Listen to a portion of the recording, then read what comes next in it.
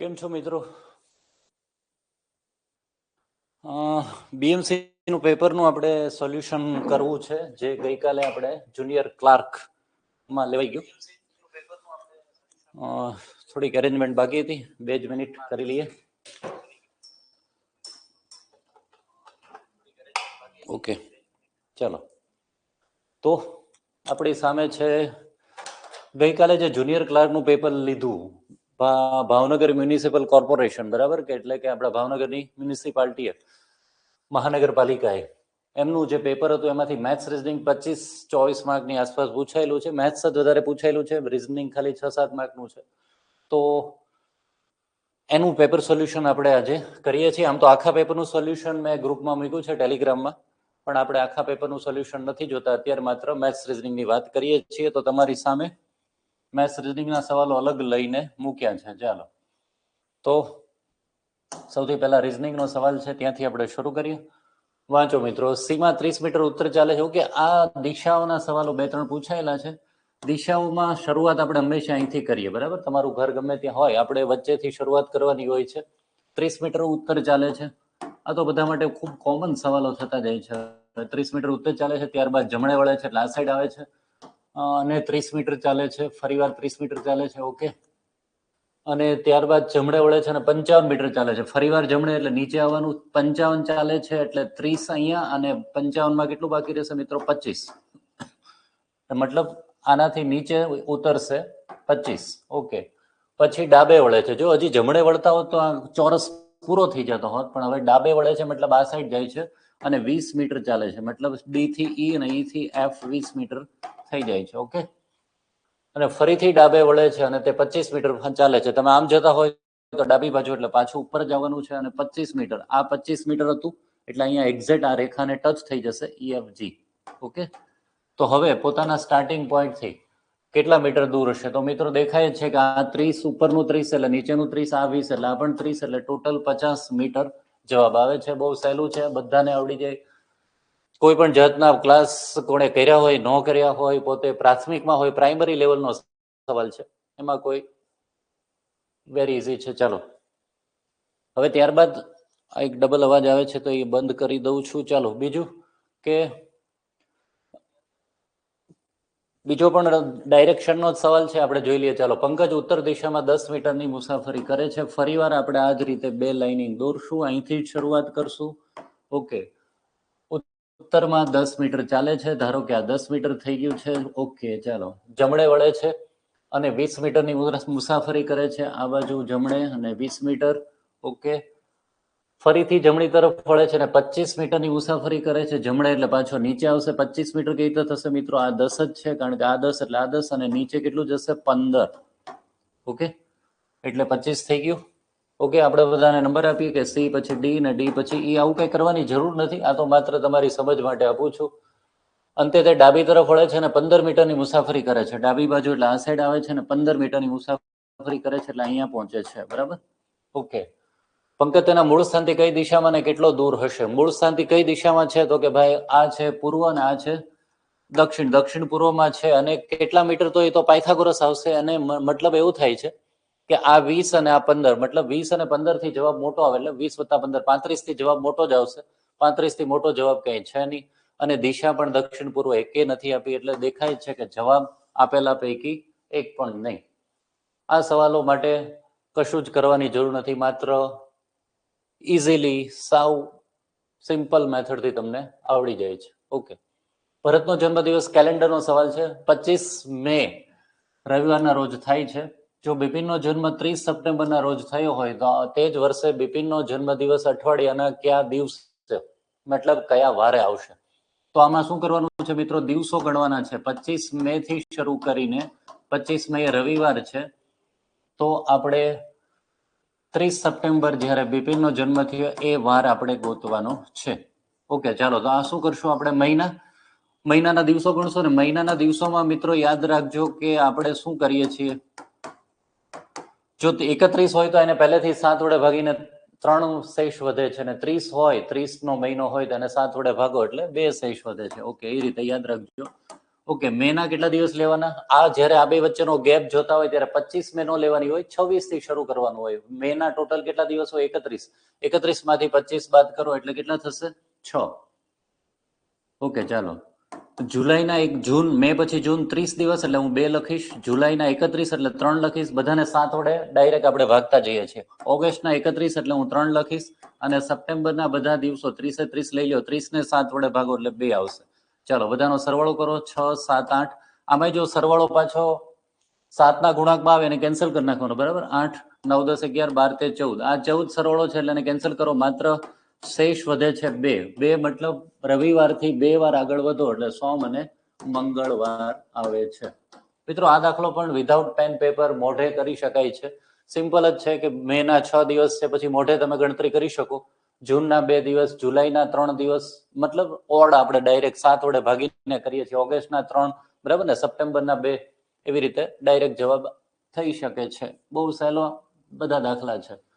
ચાલો, હવે આ નફાખોટનો દાખલો કર્યો કે જેમાં અપ્રામાણિક દુકાનદારના દાખલા આવે છે એની વાત છે. એક વેપારી 1 કિલોગ્રામને બદલે 1250 ગ્રામ દર્શાવતા વજન કાંટાનો ઉપયોગ કરે છે.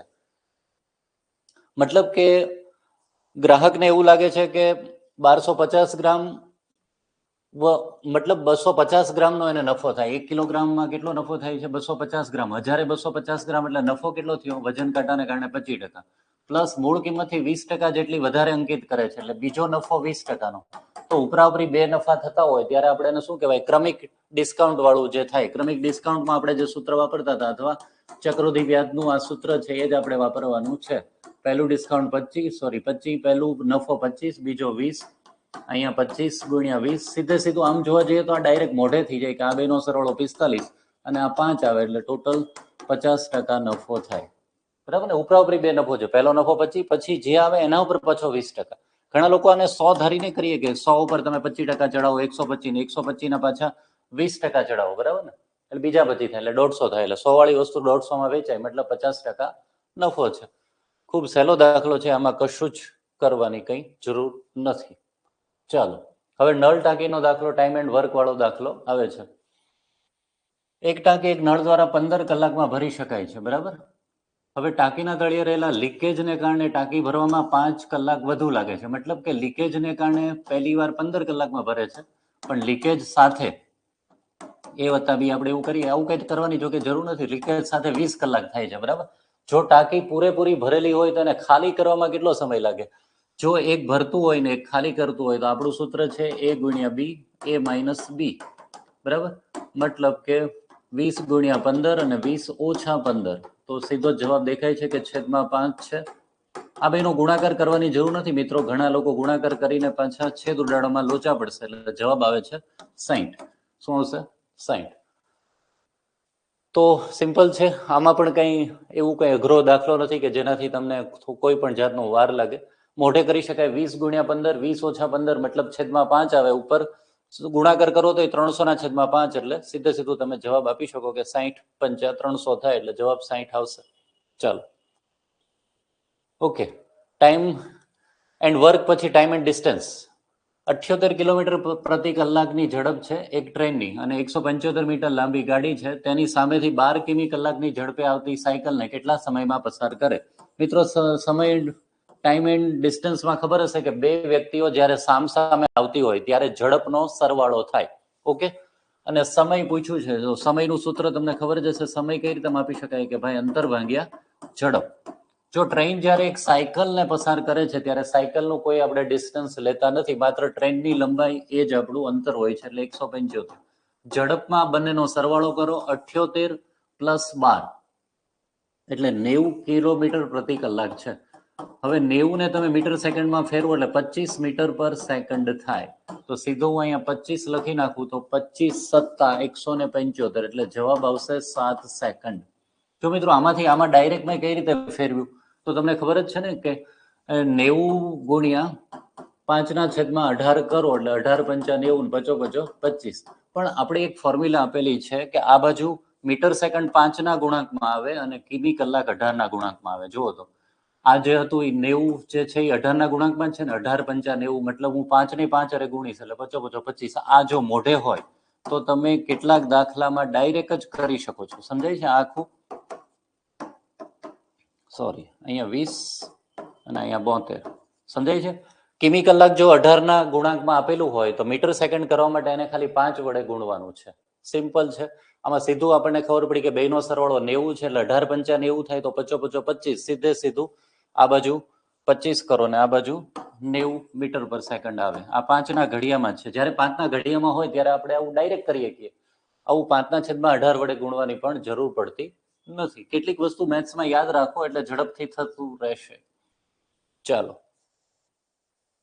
એક માલવાહક ટ્રેન ચોક્કસ સમય અને નિશ્ચિત ગતિથી એક સ્ટેશન છોડે છે. મિત્રો, આ આરએસ અગ્રવાલનો બેઠે બેઠો દાખલો છે અને મોટા ભાગની પરીક્ષામાં જીપીએસસી હોય કે ગમે હોય આરએસ અગ્રવાલના બેઠા દાખલા પૂછાય છે. કેટલાક લોકો એ જ દાખલાઓ પોતાના મટીરિયલમાં ઉપયોગ કરીને એવું કહેતા હોય છે કે અમારા મટીરિયલમાંથી પૂછાય છે, પણ એવું નથી. આરએસ અગ્રવાલની બુકને જ આ લોકો ફોલો કરે છે. પછી એ જીપીએસસી હોય કે કોન્સ્ટેબલની એક્ઝામ હોય કે કોઈ પણ હોય. ચાલો, એક માલવાહક ટ્રેન ચોક્કસ સમય અને નિશ્ચિત ગતિથી એક સ્ટેશન છોડે છે. 6 કલાક પછી એક એક્સપ્રેસ ટ્રેન તે જ સ્ટેશનથી માલવાહક ટ્રેનની દિશામાં 90 કિમી કલાકની અચળ ઝડપે ગતિ કરવું શરૂ કરે છે અને 4 કલાકમાં સાથે થઈ જાય છે.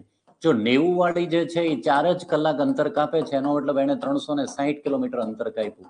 જ્યારે પહેલી જે ટ્રેન છે માલગાડી, એ પહેલા 6 કલાક ચાલે છે અને પછી આની સાથે બીજી 4 કલાક ચાલે છે, એટલે ટોટલ 10 કલાક ચાલે છે. તો 10 કલાકમાં પણ આને 360 કિલોમીટરનું જ અંતર કાપ્યું હોય તો ચાલો 10 ગુણ્યા હું શું કરું એટલે 360 થાય. બધાને ખબર છે ભાઈ કે x બરાબર 36 કિમી પ્રતિ કલાક આવે. બરાબર ને? જો ડિટેલમાં સમજવું હોય તો આપણે એવું કહીએ કે જો 12 વાગે, બપોરે 12 વાગે પહેલી માલવાહક ગાડી ઉપડે છે અને 6 વાગે અહીંયા પહોંચે છે. બરાબર? હવે જ્યારે એ અહીંયા પહોંચી ત્યારે બીજી એક એક્સપ્રેસ ટ્રેન અહીંયા 6 વાગ્યાથી શરૂ કર્યું એને ચાલવાનું. હવે 4 કલાક પછી એટલે કે 10 વાગે, રાત્રે 10 વાગે આ માલગાડી અહીંયાથી અહીંયા પહોંચે છે, જ્યારે આ એક્સપ્રેસ ટ્રેન માત્ર 4 કલાકમાં અહીંયા પહોંચી જાય છે. તો સમજાય છે કે આણે માત્ર 4 જ કલાક અંતર કાપ્યું એટલે ટોટલ અંતર 360 નું કાપ્યું, જે આણે 10 કલાકમાં કાપ્યું એટલે 360 ભાગ્યા 10 એટલે 36 કિમી પ્રતિ કલાક. આમાં પણ કોઈ કેલ્ક્યુલેશનની જરૂર નથી. ડાયરેક્ટ તમને એમનેમ જ ક્લિયર થાય છે બધું કે 360 નું અંતર 10 કલાકમાં કાપવું હોય તો ગતિ 36 ની રાખવી પડે. ઓકે, તો આ એક સિમ્પલ સવાલ હતો. આ ભાગાકાર છે, ડિવિઝન અહીંયા લખાયું છે ઓલામાં આપણે. ઓકે, તો આ જે પ્રશ્નો છે એના ઓપ્શન ઘણા લોકો જો આને એકમ નામથી કરવા જાય અથવા ડિજિટ સમથી કરવા જાય જન્માક્ષરથી, આમાં નહીં થાય કારણ કે આ બધાનો સરવાળો સરખો એમનેમ જ દેખાય, બધા આંકડા જ સરખા છે એટલે ડિજિટ સમય સરખો આવે અને પાછળના બધા પોઈન્ટ પણ સરખા છે એટલે આ એકમ નામથી પણ દાખલો થઈ શકશે નહીં. તો ડાયરેક્ટ એમનેમ થઈ જાય છે. આપણે આ બેનો તમે સિમ્પલ સરવાળો કરો, 5463 અને 546, મતલબ 400 ને 500 એમનેમ, 400 ને 500 900 એમનેમ થઈ જાય અને આ 46 ને 63 એટલે ટૂંકમાં 1000 ઉપર વયું જાય છે. એટલે 6000 ઉપર તો આ થઈ જ જાય છે. બરાબર? આશરે આપણે કરીએ કે 6000 ની આજુબાજુ રહેતું હોય અને 6000 માંથી હું કેટલું બાદ કરું. એકચ્યુઅલી આ આવું છે 54.63 ભાગ્યા એ છે. ઓકે, આ રકમ આવી છે. ઓકે, તો એના માઇનસ હું શું કરું કે જેથી મારે 5999.3 જવાબ આવે. તો તમે મિત્રો થોડો તમે વિચાર કરો કે 5463 માં 500 એટલે 963 ને 46, મતલબ 6000 ની ઉપર 10 જેટલું, 6009 અથવા 6010 જેટલો આપણે અહીંયા જવાબ આવે છે. તો તમને આઈડિયા આવે કે આ જો 6010 હોય એમાંથી હું કેટલા બાદ કરું તો મને આ 6000 મળે. બરાબર ને? 6000 મળે. અહીંયા 0.3 છે અને અહીંયા 0.3 છે એટલે રાઉન્ડ ફિગરમાં જવાબ આવવાનો છે. તો આની વેલ્યુ મારે 10 કરવી પડે. અહીંયા કેવી વેલ્યુ મૂકું તો 10 થાય? તો કે 54.63 ના છેદમાં હું શું મૂકું કે જેથી આની વેલ્યુ 10 થાય? તો સ્વાભાવિક છે કે એક પોઈન્ટ મારે ખસેડવો પડે, 5.463 કરું તો જ આની વેલ્યુ 10 થશે. એનો મતલબ કે મારો જવાબ છે 5.463. અંદાજિત તમે કરી જ શકો છો ડાયરેક્ટ. આપણે અંદાજિત જ કર્યું કહેવાય. બરાબર ને? તો આમાં આખા દાખલા ગણવાની કશું જ જરૂર નથી. ખૂબ સહેલો દાખલો છે. ચાલો, હવે આ પણ ટાઈમ એન્ડ વર્ક નો દાખલો છે. આપણું સૂત્ર છે માય ડેડ ઇઝ હીરો, મતલબ માણસો દિવસો અને કલાકો વાળું છે. 8 વ્યક્તિઓ, 8 માણસો 8 કલાક કામ કરે તો એક કામ પૂરું કરે છે 25 દિવસમાં. કામ છે આપણે નીચે રાખવાનું હોય છે, ખબર છે ને? આ રીતે માણસો દિવસો કલાકો ઉપર અને કામ નીચે. એક કામ એટલે આ બાજુ. હવે બીજી વાર શું છે કેટલા માણસો છે? તો કે 5 કલાકમાં આ કામ પૂરું કરવું હોય 10 દિવસમાં તો કેટલા માણસો? એટલે એમની જરૂર છે, કામ તો એનું જ છે. તો મિત્રો આમનામાં દેખાય છે કે આ 50 થાય છે ને આ 25 છે, તો 25 એકુ 25 ને આ 25 દુ 50, આ 2 એકુ 2 ને આ 2 ચોકુ 8, તો સીધું m બરાબર 8 ચોકુ 32 જવાબ આવે છે. ઓકે, જો તમને આ રીતે છેદ ઉડાડતા ન આવડે તો તમે ક્રોસ ગુણાકાર કરીને પણ છેદ ઉડાડી શકો. આનો આની હારે ગુણાકાર, આનો આની હારે ગુણાકાર, બરાબર, એમને સૂત્ર ન કરતા બનાવીને. તો simple my dad is hero વાળું સૂત્ર આમાં સિમ્પલ જ છે. ઓકે, આ દાખલા તો બહુ બધી વાર રિપીટ થાય છે, દરેક પરીક્ષામાં, STI માં પણ હતો, બરાબર, કોન્સ્ટેબલમાં પણ હતો. ઇતિહાસ વિષયમાં 20% વિદ્યાર્થી નાપાસ થયા, 15% વિદ્યાર્થી હિન્દીમાં નાપાસ થયા અને 5% બંને વિષયમાં. તો આપણે શું કીધું હતું? જો તમારે ફિગર ન ડ્રો કરવી હોય તો કોમન હોય બાદ કરી નાખવાના, બાકીના બેનો સરવાળો 20 + 15 કરો એટલે 35 થાય ને 35 માંથી 5 બાદ કરો એટલે 30% લોકો નાપાસ થયા. તો એનો મતલબ એવો હોય કે 70% લોકો પાસ થયા, બરાબર ને? સિમ્પલ. જો તમારે ખાલી ગણતરી કરવી હોય તો સિમ્પલ 20 + 15 - 5 મતલબ કે 30%. આ બધી ટકાવારી નાપાસની છે, તો પાસ કેટલા હોય? તો ભાઈ 100 માંથી 30 એટલે 70% પાસ હોય, બરાબર. ગણતરીની કોઈ જરૂર નથી, ખૂબ જ સિમ્પલ દાખલાઓ પૂછ્યા છે. ઓકે, ચાલો હવે આ સરાસરીનો દાખલો છે, એવરેજનો દાખલો છે. 20 વિદ્યાર્થીઓની સરેરાશ ઉંમર 14 વર્ષ છે, બરાબર. તે પૈકી 16 વર્ષની ઉંમર ધરાવતો એક વિદ્યાર્થી બહાર જાય અને તેની બદલે નવો વિદ્યાર્થી આવે તો સરેરાશ 13.8 વર્ષ થાય છે. તો નવા આવનારા વિદ્યાર્થીની ઉંમર કેટલી છે? તો આ દાખલો આપણે બહુ બધી વાર એવરેજના લેક્ચરમાં પણ કરી નાખ્યો છે, સેમ દાખલો. હવે જુઓ તો મિત્રો કે સરેરાશ છે ને 13.8 ઘટી જાય છે, પહેલા 14 છે, એનો મતલબ ઘટાડો થાય છે. તો જેને સૂત્ર યાદ રાખવો એ સૂત્ર, પણ જેને ડાયરેક્ટ આપણને કહીએ કે કેટલો ઘટાડો થાય છે 0.2 નો, અને વિદ્યાર્થી કેટલાના? 20. તો 20 ગુણ્યા 0.2 કરો તો 2 દુ 4 એટલે 4 નો ઘટાડો થાય. એનો મતલબ એવો થાય કે જે સરાસરી 14 હતી, કેટલી હતી? 14 વર્ષ હતી, એ આપણે કેટલી ઘટી જાય છે? 16 વર્ષ. અચ્છા, 16 વર્ષનો ઉંમર વાળો વયો જાય, એટલે જે ઘટે છે એ 16 માંથી આપણે બાદ કરવાનું, એટલે 16 - 4 મતલબ 12 જવાબ આવે. હવે જો તમારે સૂત્રની રીતે કરવું હોય તો આવું કંઈક કરીએ, કઈ નવાની ઉંમર બરાબર જૂનાની ઉંમર પ્લસ ઓર માઇનસ સરાસરીમાં વધારો કે ઘટાડો. જો વધારો હોય તો પ્લસ અને ઘટાડો હોય તો માઇનસ. અહીંયા આપણે ઘટાડો છે એટલે આપણે અહીંયા પ્લસની જરૂર નહીં પડે, ખાલી માઇનસ લઈશું, બરાબર. નવાની ઉંમર મતલબ જે નવો દાખલ થયો, 16 વર્ષની ઉંમર વાળો બહાર જાય છે એટલે 16. જે નવો આવ્યો એ આપણે ગોતવાની છે. અને કેટલી ઘટાડો થાય છે? 20 લોકોમાં 0.2 નો ઘટાડો. આ બેનો સરખામણી 20 ગુણ્યા 0.2, તો 20 દુ 40 એટલે 16 - 4 મતલબ 12 જવાબ આવે છે. ઓકે, તો આમને મોઢે થઈ જાય છે, અથવા ઘણા લોકો આ સૂત્ર યાદ રાખતા હોય તો સૂત્રથી પણ થઈ જાય છે. પણ સૂત્ર યાદ ન રાખવા મિત્રો, કારણ કે સૂત્રથી શું થાય છે? ગોખવાનું નહીં, સૂત્ર યાદ રાખો તો તમારે સમજીને યાદ રાખવાનું છે. બાકી જે સમજ આમાં સિમ્પલ એક જ હતી કે 4 ની વેલ્યુ ઘટી જાય છે, 0.2 ગુણ્યા 20 કરો એટલે 16 માંથી 4 બાદ કરવાનું હોય છે. ઓકે, આ મેં કીધું છે કે આ પ્રશ્નમાં ભૂલ છે અને જવાબ રકમમાં જ આપી દીધો છે. કઈ રીતે? આ દાખલો ગણવાની જરૂર જ નહોતી. તમને શું પૂછ્યું છે? ડી ની જમણી બાજુ બીજો કોણ છે. તમને શું પૂછ્યું છે? ડી ની જમણી બાજુ બીજો કોણ છે, અને અંદર આપી દીધું છે. જો તો એક જ મિનિટ, ક્યાં આપ્યું છે? કઈ એકસો જો અહીંયા બી ડી ની જમણી બાજુ બીજો છે, રકમમાં જ આપી દીધું છે. શું આપ્યું છે? કે બી ડી ની જમણી બાજુ બીજો છે, અને પૂછ્યું છે ડી ની જમણી બાજુ બીજો કોણ છે. ભાઈ, તમે અંદર જ આપી દીધું છે ને પાછા પ્રશ્ન પૂછો છો, તો આવું હાસ્યાસ્પદ પ્રશ્ન જેનો જવાબ અંદર જ આપી દીધો છે, બરાબર. તો આ દાખલો યાદ રાખજો કે જેમાં કશું જ કરવાનું હતું નહીં. ચાલો, ઓકે, આ રેશિયો એન્ડ પ્રપોર્શન તાંબુ અને જસત 4:9 ના પ્રમાણમાં પ્રાપ્ત થાય છે જો તે મિશ્ર ધાતુના એક જથ્થામાં જસતનો ભાગ 54 કિલો હોય. આ પહેલું તાંબુ છે અને બીજું જસત છે. જસત 54 છે, 9 બરાબર 54 એટલે 9 છક 54 હોય તો તે જથ્થાનું વજન કેટલું? જથ્થો એટલે ટોટલ કેટલો થયો? 9 ને 4 13, એટલે આને 6 વડે ગુણ્યો એટલે આખા જથ્થાને પણ 6 વડે ગુણીએ એટલે 13 છક 78 જવાબ આવે છે. ઓકે, ચાલો, આ પણ ડાયરેક્ટ જ થાય એવો હતો, આમાં કોઈ જાતની કેલ્ક્યુલેશનની જરૂર નથી. ડાયરેક્ટ જ દેખાય છે કે 9 છક 54, તો બેનો સરવાળો કરીને એને 6 વડે ગુણી નાખવાનું.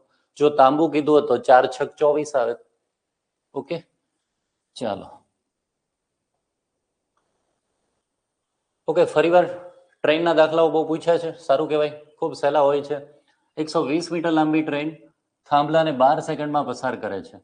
મિત્રો, તો આના ઉપરથી તમને ઝડપ તમને એમની ખબર પડી જાય, બરાબર? કઈ રીતે? તો કે તમે એમનેમ કરો, જેને નથી આવડતું એ લોકો આમ કરે કે 12 સેકન્ડમાં જો 120 મીટર ક્રોસ થતું હોય તો 1 સેકન્ડમાં કેટલું કરે? આના ઉપરથી એની ઝડપ આવે, પણ મીટર સેકન્ડમાં આવે, બરાબર ને? તો 120 ભાગ્યા 12 કરો તો શું આવશે?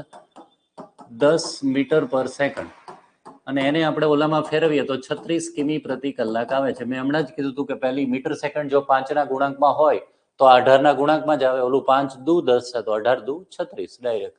પણ જવાબ આ નથી. આપણે તો શું કીધું છે? અને બીજી ટ્રેન કે જેની લંબાઈ એની એ જ છે, એટલે મતલબ બીજી ટ્રેનની લંબાઈ પણ 120 મીટર જ છે, પણ વિરુદ્ધ દિશામાં મુસાફરી કરે છે. એટલે બે ટ્રેન સામસામે આવે ત્યારે આપણે શું કર્યું હતું કે ઝડપનો સરવાળો થાય. તે પ્રથમ ટ્રેનને 8 સેકન્ડમાં પસાર કરે છે, બરાબર? તો બીજી ટ્રેનની ઝડપ શોધો. તો બે ટ્રેન જ્યારે એકબીજીને પસાર કરતી હોય ત્યારે આપણે લંબાઈ કેટલી લેવાની છે? તો કે બેનો સરવાળો. અને ઝડપ શું લેવાની છે? તો કે પણ બેનો સરવાળો. હવે જુઓ તો 8 સેકન્ડમાં કેટલી લંબાઈ આ લોકો પસાર કરી હશે? 120 વત્તા 120 એટલે 240, બરાબર ને? 240 મીટર 8 સેકન્ડમાં. તો આની ઝડપ પણ આપણે મળી ગઈ કે 1 સેકન્ડમાં કેટલી ભાઈ પસાર કરી? તો સિમ્પલ છે, 8 તેરી 24, 30 મીટર પર સેકન્ડ ઝડપ થઈ, બરાબર? હવે 30 નો મતલબ એવો થાય કે આ 5 છક 30 છે, 5 આરે 6 ગુણાણું છે, તો આપણે 18 આરે 6 ગુણીએ એટલો મતલબ કે બેની ભેગી ઝડપ 108 કિમી પ્રતિ કલાક છે. પણ આ તો બેની ભેગી છે, આપણે એકની ગોતવાની કીધી તો એકની પહેલાની આપી દીધી, ટોટલ 108 છે.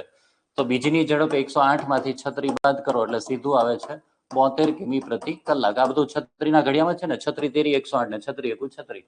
હવે ડાયરેક્ટ થઈ ગયું કે આ 30 છે, ઓલી 10 છે, આમાં ફેરવા વગેરે આપણે કરીએ કે આ 30 અને આ 10, 30 ઓછા 10 એટલે 20 મીટર પર સેકન્ડ જવાબ આવે. 20 મતલબ 72 કિમી પ્રતિ કલાક. ડાયરેક્ટ આ રીતે થઈ જાય, કોઈ જાતના સૂત્ર મૂકવાની જરૂર નથી આ દાખલામાં. ઓહો, આ તો નફાખોટના ડિસ્કાઉન્ટનો એકદમ સહેલો સવાલ છે કે 10,000ની વધારે ખરીદી ઉપર 15% ડિસ્કાઉન્ટ મળે. ઓકે, તો ભાઈએ 12,000ની ખરીદી કરી લીધી ડિસ્કાઉન્ટ લેવા માટે. હવે દુકાનદાર 12% ડિસ્કાઉન્ટ આપવા તૈયાર થાય છે, બરાબર? પહેલા 15% આપતો તો હવે 12% આપે છે. તો ગ્રાહકને કેટલું નુકસાન થશે? તો 15% અને 12%નો ડિફરન્સ જે છે એ જ નુકસાન છે. કેટલા ટકા થયા? 3%. તો 12,000ના 3% કરવાના, કારણ કે એને 12,000ની ખરીદી કરી તો 12 તેરી 36, 360 રૂપિયાનું નુકસાન એને થશે. આમે વધારે ખરીદી કરીને નુકસાન જ કર્યું છે બાબલાએ, પાછું 360નું વધારે નુકસાન કર્યું. પૂરો નુકસાનીમાં જ રહે છે ભાઈ આપણો. ચાલો, હવે બ્લડ રિલેશન.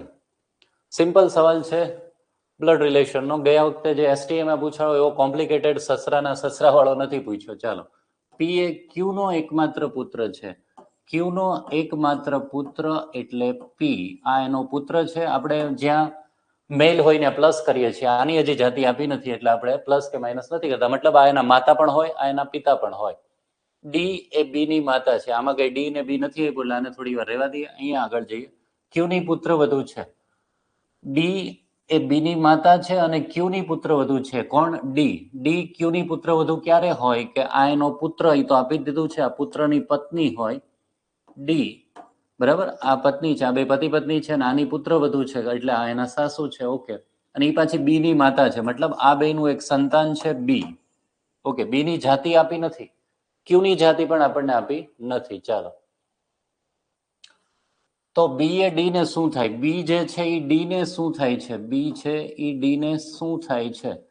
તો એનો પુત્ર પણ થઈ શકે અથવા પુત્રી પણ થઈ શકે. જાતિ નક્કી નથી. જો ઊંધું પૂછ્યું હોત તો આમાં તો નિશ્ચિતપણે ના કહી શકાય, એવું જ કહીએ કંઈ. પણ ઉલટું પૂછ્યું હોત, અહીંયા ડી હોત, ડી એ બી ને શું થાય, આવું હોત તો માતા કન્ફર્મ છે, કારણ કે આની જાતિ ખબર છે.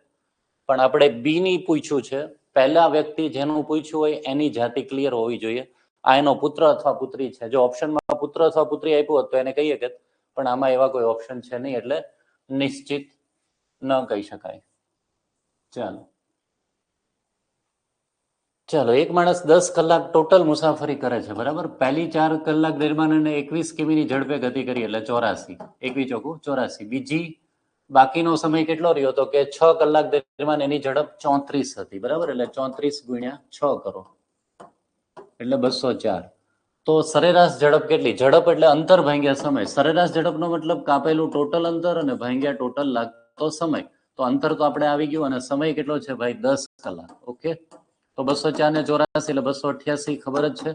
તો 28.8 જવાબ આપણો આવશે. આ છે સરેરાશ ઝડપ. સરેરાશ ઝડપનો બહુ અઘરા દાખલા પણ આવે છે, પણ આ સિમ્પલ દાખલા તમને આપ્યા છે, ઝડપથી ગણતરી થઈ શકે તેવા. ચાલો, ઓકે, આમાં પણ કોઈ ગણતરીની જરૂર નથી, એમને આપી દીધું છે કે પી ના 12%, ક્યુ ના 6% છે, તો ક્યુ ના 16%. આના કરતા અહીંયા અડધા થઈ જાય છે, તો ક્યુ ના 16% આ આપેલા હોય તો આ સાઈડ ડબલ થઈ જાય, મતલબ 16 ના ડબલ સીધા 32% જવાબ આવે છે.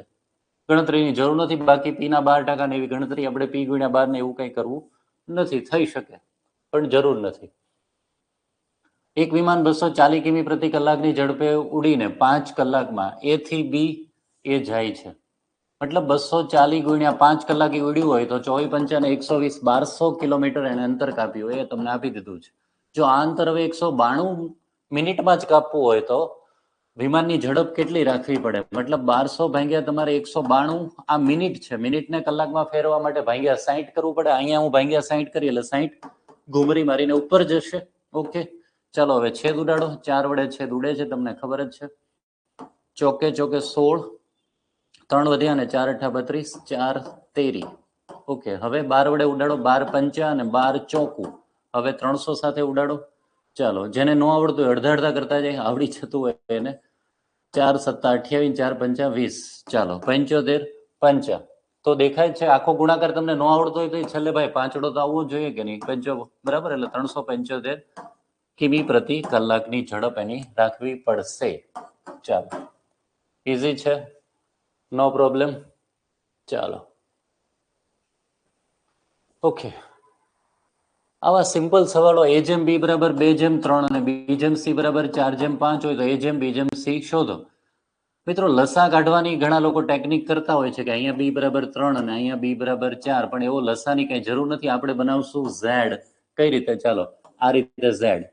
ઝેડના પાંખડા જ્યાં ટચ થાય એ બેનો ગુણાકાર. 2 ચોકું 8, 4 તેરી 12 અને 5 તેરી 15. તો આ જવાબ છે આપણો 8 12 15. બાકી બીજી રીત છે કે તમે લસા કાઢી શકો. 3 અને 4 નો લસા 12 થાય, એટલે આ બેને 4 4 વડે ગુણી નાખો, આ બેને 3 3 વડે ગુણી નાખો, એટલે એ જ જવાબ આવે છે. ગમે તે રીતે થઈ શકે, પણ સિમ્પલ સવાલ છે એટલે સીધો ઝેડ કરીને જવાબ આવી જાય છે. બરાબર? 8 12 15.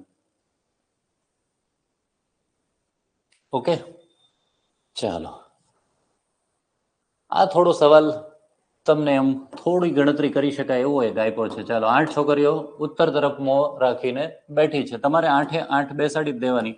3 4 5 6 8, બરાબર? નામ નથી લખવાના, ખાલી 8 લાઈન કરવાની છે. સી અને ડી કોઈ પંક્તિના છેડા પર બેસતા નથી. મતલબ અહીંયા સી ક્યારે ન હોય અને ડી અહીંયા ક્યારે ન હોય. બે વ્યક્તિઓ સી ને ડી ઉપર ક્યારે હશે નહીં, એ આપણને પહેલા આપી દીધું છે. એચ એ પંક્તિના જમણા છેડા પર બેસે છે, તો આ બાજુ જમણી, આ બાજુ ડાબી, એટલે એચ ને તમારે અહીંયા બેસાડવાનો છે. એચ ને અહીંયા બેસાડવાની છે. ઓકે, ચાલો હવે આગળ. એફ ડી અને એફ વચ્ચે માત્ર ઈ બેસે છે. આ બધું આમાં નથી આપ્યું, એટલે હજી આગળ ચાલીએ. આમાંથી એકાદી વસ્તુ આપેલી હોય તો આપણે બેસાડીએ કે એફ અને એચ વચ્ચે માત્ર જી બેસે છે. એફ અને એચ ની વચ્ચે, એટલે એચ અને એફ ની વચ્ચે માત્ર જી છે. ઓકે, આ પતી ગયું. ચાલો, હવે આગળનું લ્યો. ડી અને એફ વચ્ચે માત્ર ઈ બેસે છે. જો ડી અને એફ ની વચ્ચે, તો એફ તો આવી જ ગયો, તો ડી આપણે અહીંયા મૂકશું. એની વચ્ચે બેસાડવાની છે ઈ ને. ઓકે, લ્યો, આટલા લોકો બેસી ગયા છે. કેટલા લોકો બેસા? 5 લોકો. હવે 3 બાકી રહ્યા. સી અને એ બંને બી ની નજીકના પડોશી છે. સી અને એ બંને બી ના નજીકના પડોશી છે. તો બી સ્વાભાવિક છે આપણે વચ્ચે રાખવો પડે, તો જ એની આજુબાજુ પડોશી કહેવાય. હવે અહીંયા સી નો રાખીએ કઈ, કારણ કે આપણને પહેલા જ કીધું છે સી છેડા પર નથી, એટલે સી ને આપણે અહીંયા બેસાડીએ અને જે બાકીનો એ વધ્યો એને આપણે અહીંયા બેસાડી દઈએ. બધા જ ગોઠવાઈ ગયા. ચાલો, તો કયું વિધાન સાચું છે? ડી એચ ની ડાબી બાજુ ચોથો છે. ડી છે ઈ એચ ની ડાબી બાજુ ચોથો છે. યસ છે. જો અહીંથી ડાબી બાજુ પહેલો, બીજો, ત્રીજો ને ચોથો, આ વિધાન જ સાચું છે. બીજું જોઈ લઈએ. ડી એ બી નો નજીકનો પડોશી છે. ડી અને બી ના ભાઈ, ડી અને બી નજીકના પડોશી નથી, થોડા દૂરના પડોશી છે, એટલે આ ખોટું છે. તો વિધાન માત્ર એક સાચું છે. બરાબર, માત્ર એક વિધાન સાચું છે. ઓકે, ચાલો નેક્સ્ટ પ્રશ્ન છે કે પતી ગયું જોઈએ. એક ઘડિયાળ દરરોજ 15 મિનિટ આગળ થઈ જાય છે. ઓકે, આવા દાખલા આપણે ક્લોકમાં ગણાવેલા છે. બહુ આના અઘરા દાખલા પણ જે પૂછાયેલા છે એ પણ આપણે ગણાવ્યા છે. તો સિમ્પલ જ છે, દરરોજ 15 મિનિટ આગળ. દરરોજ એટલે 24 કલાક હોય ને, એમાં એ 15 મિનિટ આગળ થઈ જાય. દરરોજનો મતલબ એક દિવસની વાત કરે છે. તો બપોરના 12 કલાકે જો એને મેળવવામાં આવે તો ઘડિયાળ આગલા દિવસે સવારે 4 વાગે, બપોરના 12 થી રાતના 12 કલાક થઈ, અને બીજા દિવસે 4 વાગે, અને 12 ને 4 16 થયા, એટલે 16 કલાકમાં એ કેટલી આગળ થાય? તો આમ તો ત્રિરાશી મૂક્યા વગર ખબર પડે કે 8 નો આ ત્રીજો ભાગ હતો ને આ બીજો ભાગ છે, 5 નો ત્રીજો ભાગ ને 5 નો બીજો ભાગ, એટલે 10. ટૂંકમાં 5 ને 2 વડે ગુણો એમ, એટલે 10 મિનિટ સીધો જવાબ આવે. તમે ત્રિરાશી મૂકીને ગણી જુઓ તો પણ 10 જ આવે. મતલબ 4 વાગે મેળવી હોય તો 4 વાગ્યા હોય ત્યારે 10 મિનિટ આગળ થઈ ગયો, એટલે આપણી ઘડિયાળમાં સાચી ઘડિયાળમાં 4 વાગ્યા હોય, પણ એમાં 4 ને 10 દેખાડતા હોય. ઓકે, તો સિમ્પલ. ચાલો હવે આ પણ સમય અને ટાઈમ એન્ડ ડિસ્ટન્સનો દાખલો કહીએ. કઈ બસ વાળો, બસ એન્ડ સ્ટોપેજ. એક બસ કોઈ પણ રોકાણ વિના સરેરાશ 70 કિમી કલાકની ઝડપે ચોક્કસ અંતર કાપે છે, અને રોકાણ સાથે મતલબ વચ્ચેના સ્ટોપ સાથે તે 50 કિમી કલાકની, ટૂંકમાં સ્ટોપ લેતા જઈએ અને આપણે ઓવરઓલ આપણે એની ઝડપ ગોતીએ તો સ્વાભાવિક છે કે ઘટી જાય છે. તો પ્રતિ કલાકે કેટલો સમય રોકાય હશે ભાઈ લ્યો? તો આની કરતા આનું ઝડપ કેટલી ઓછી થઈ ગઈ? તો કે 20 જેટલી ઓછી થઈ ગઈ. બરાબર ને? સ્ટોપેજને કારણે વચ્ચે વચ્ચે એને બ્રેક લીધો, જમવા ગયા, ગમે તે ભમવા ગયા, ગમે તે આડાવડું કર્યું, તો એમાં એની ઝડપ જે છે ને 20 કિલોમીટર ઓછી થઈ ગઈ. બરાબર, તો આપણે કલાકનું પાછું પૂછ્યું છે. કલાકમાં કેટલો? તો આપણે એવું વિચારાય કે 70 કિલોમીટર હોય ત્યારે એની ઝડપ 20 કિમીની ઓછી થઈ ગઈ. બરાબર, કલાકમાં 70 તો 20 થઈ ગઈ, તો 1 કલાકમાં, 1 કલાક એટલે 60 મિનિટમાં એની ઝડપ કેટલી ઓછી થઈ જાય? તો કે 60 ગુણ્યા 20/70. આવી રીતે આપણે કંઈક કરીએ કે 120 ભાગ્યા 17.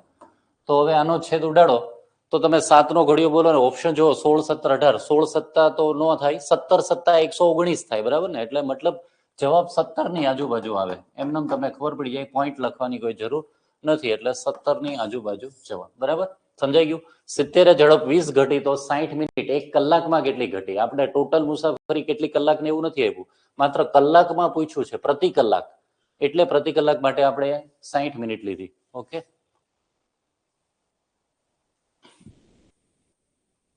ઓકે. આ પૈસાની વાત છે. 25 પૈસા અને 20 પૈસાના કુલ 124 સિક્કા છે. સિક્કાઓની ટોટલ કિંમત 28 રૂપિયા છે. તો 20 પૈસાના કુલ કેટલા સિક્કા હશે?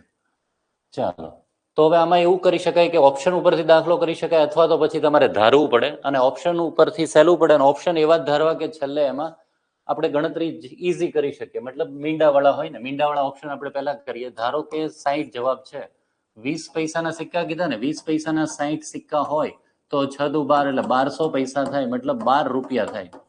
બરાબર, હવે આપણે જોવાનું કે ટોટલ કેટલા રૂપિયા છે ભાઈ? 28 રૂપિયા. બરાબર, 28 માંથી તમે 12 બાદ કરો તો થશે 16 રૂપિયા. એનો મતલબ એવો થાય કે 25 પૈસાના 16 રૂપિયા જેટલા હોવા જોઈએ. મતલબ કેટલા થાય?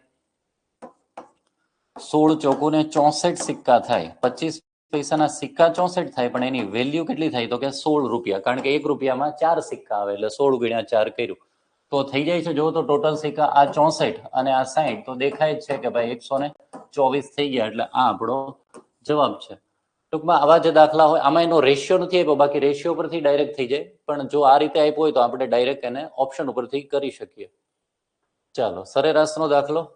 10 બાળકોની સરેરાશ ઉંમર 12 વર્ષ છે, એટલે તમે એનો ટોટલ મારી દો સીધો જ 120. તેમાં નવા 5 બાળકો ઉમેરાતા તમામ બાળકોની સરેરાશ 13 થાય છે. 5 10 હતા અને 15 થયા, અને 15 ગુણ્યા 13 એટલે 195 થાય છે. તો નવા આવેલા બાળકોની સરેરાશ, આ બેની હું બાદબાકી કરું એટલે ટોટલ આવશે. હવે મારે એની સરેરાશ 5 બાળકોની ટોટલ આવી, એમાંથી ટોટલ છે કેટલા? તો કે 5. 5 વડે ભાગી નાખું એટલે જવાબ આવી જાય. દરેક બાળકોની ટોટલ છે 15. બરાબર ને? વ્યવસ્થિત ગણવું હોય તો આ રીતે આપણે ગણીએ કે 10 ની 12, 5 બાળકો આવ્યા એટલે 15 ની એવરેજ થઈ ગઈ 13. આ બેનો તમે ગુણાકાર કરો છો. બરાબર ને? અને આ બેની બાદબાકી કરો છો એ 5 બાળકોની ભેગી ઉંમર આવે એને 5 વડે ભાગો એટલે દરેક બાળકની સરેરાશ આવી જાય. ચાલો ઓકે, તો બસ પતી ગયું, આટલું જ પેપર હતું. અને આખું પેપરનું સોલ્યુશન પણ મેં ટેલિગ્રામમાં મૂક્યું છે મિત્રો, તો એ પણ જોઈ લેજો. ઓકે, તો કાલે પાછા આપણે નવા કોઈ સેશન સાથે આવીએ છીએ. ત્યાં સુધી જય હિન્દ,